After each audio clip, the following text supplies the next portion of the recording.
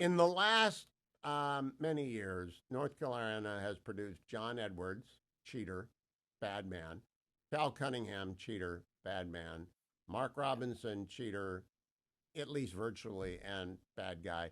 Are there no opposition research firms in North Carolina?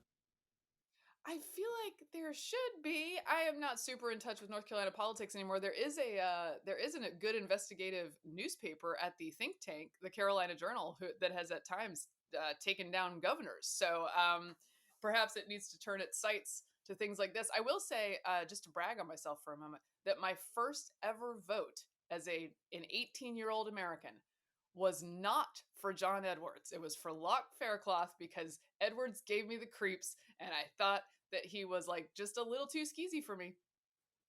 Well, you were right. You had that Yeah. antenna. The spidey sense was tingling. Now, Mary Catherine, the swing states include North Carolina. I refuse to believe that, but you know North Carolina better than I do. My in laws, my son's in laws, live down there in Winston-Salem. Russ and Aaron, good morning. I'm just wondering whether or not you think North Carolina really is in play. So the Mark Robinson news worries me with reverse coattails. It does. And I'm probably oversampling for blue North Carolina because I'm from one of the bluest parts of North Carolina. So I get a little more worried, I think, than other people do. So just take it with a grain of salt. So I am a little worried. I also would say, in my sort of sampling, my Facebook sampling in 2016, that told me that my working and middle class African American friends from home weren't excited about Hillary, and I should have taken that as a sign. I'm not seeing a lot of enthusiasm again for the Democratic ticket in that demographic, which interests me. There is interest in other demographics, but not that one. So I don't know if they're getting what they need from Kamala. All right, now I'm going to put aside my buffet hatred and skip. I haven't listened to the new episode of Getting Hammered. It just dropped an hour ago, so I can't bring up. However, do you take the children to buffets? Because if you do, I'm going to have to call social services. Sure, I take the children to buffets. That's a great deal, Hugh. Have you seen inflation? We got to do all you can eat if we can do all you can eat. No, I would not say we do it often. I like to go to Waffle House, and that's cooked to Oh, order, Waffle House is right? fine. They Like make they that's make the very food in high front end. of you. You can see it. I got no problem Yeah. with Waffle House. I talked about this with Vic Mattis. I am buffetophobic. Because I don't know Mm. how long the food's been there, and the Swedish buffets really creep me out. And you guys talked about that. Let me go back to a serious topic. Kamala Harris has not Mhm. had a serious interview, not one, not any, zero. She called into Wisconsin NPR yesterday. I refuse to believe America will vote for a candidate who is afraid of a serious interview. What do you think?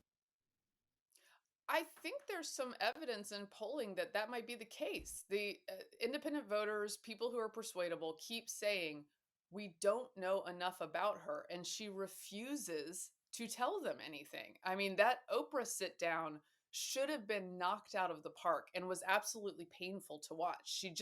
And I'm not trying to be petty about it. She just is a person who's been public speaking for 20, 25 years and is more terrible at it than most people I've ever seen attempt it. It's a very strange thing. I think the Al Smith dinner and turning that down, the first time since what, 1984, that anyone has turned it down, shows that she's unwilling even to put herself out there with professional joke writers in a room that would be warm to her. There would be no issues with this. I don't think it's not even carried live. It's sort of leaked later, the interactions from this dinner. She's so risk averse, and if you play defense, as we know, sometimes you prevent yourself from winning. I think there's also a portion of that reluctance to go to New York that is based in her unwillingness to antagonize her far left people who hate the Catholic Church.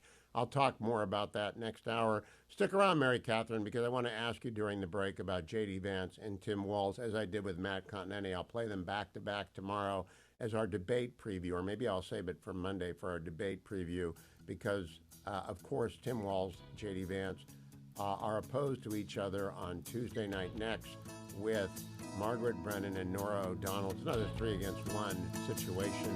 We'll find out what Mary Catherine expects after the break, and I'll play it for you in the weeks ahead. Don't go anywhere, America. I'm Hugh Hewitt. Welcome back, America. I'm joined by Mary Catherine Ham, who I recorded this on Wednesday of last week to get a little bit of a preview for the debate between Governor Walz and Senator Vance on Tuesday night with moderators Margaret Brennan and Nora O'Donnell. What I said to Matt Continetti, I'll set it up the same way to you. Imagine your very favorite uncle, an avuncular, wonderful guy. I think Right. J.D. Vance risks attacking Grandpa at this debate. What do you think? Okay, so I think that Walls, the way I put it with him is that he's a confident and affable speaker, and that can take you a long way. He does come off likable to some people. Now, I've dug deeper. I know the truth about some of the things he says, or many of the things he says, which aren't the truth. So I'm sort of weirded out by him, but not everyone is. Their first impression is often quite good. So, yes, I do think you have to be careful not to go at him so hard as to make yourself unlikable. However, I know that the polling doesn't and the favorability doesn't look great for Vance, but when he is speaking in a tough room, when he is taking tough questioning, he is so calm. He's so measured.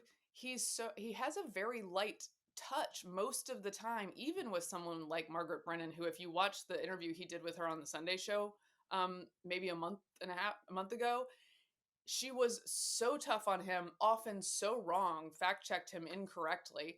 And he just kept his head, kept explaining, and looked informed. And I think that's probably his best hope, is to look like an informed, serious guy who can parry in a kind way.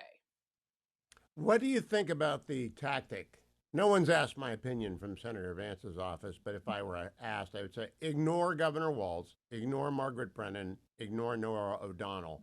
You get about 40 minutes, go right at Kamala Harris and the border, go right at Kamala Harris and Bidenomics, go right at Kamala Harris and her ACLU questionnaire. Ignore everything and just say, look, you three are against me. Same thing happened to President Trump. And so I'm just going to make sure the American people understand how radical Kamala Harris is and do that again and again and again. Will that be off I think putting or would that be effective?